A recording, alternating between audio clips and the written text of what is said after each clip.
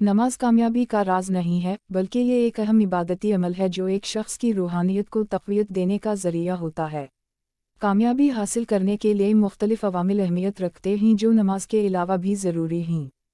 पहला आमिल मेहनत और तवानाई है। कामयाबी हासिल करने के लिए एक शख्स को मेहनती और मसरूफ़ रहना होता है। वो अपने मकसद की तरफ जानी पहचाने कदमियाँ उठाता है और मुश्किलात का सामना करता है। दूसरा आमिल तालीम है। एक शख्स की तालीमी पेशा वराना तरबियत भी कामयाबी की राह में अहम किरदार अदा करती है। ज़ेर तालीम की मदद से शख्स अपने मैदान में तरक्की करता है और नए और बेहतर मौक़े हासिल करता है।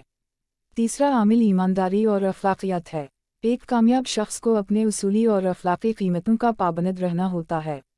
ईमानदारी और सदाक़त के बग़ैर कामयाबी का दायरा कभी भी महदूद होता है।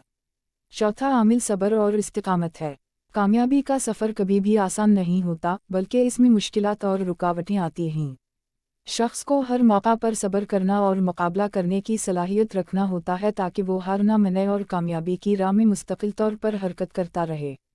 खुलासा करते हुए, नमाज की बेहतरीन अहमियत यह है कि वो एक शख्स को अखलाक़ी, रूहानी और अखरुई तरबियत देने में मदद फराहम करती है, जो कि कामयाबी की राह में अहम अवामिल में से सिर्फ़ एक है।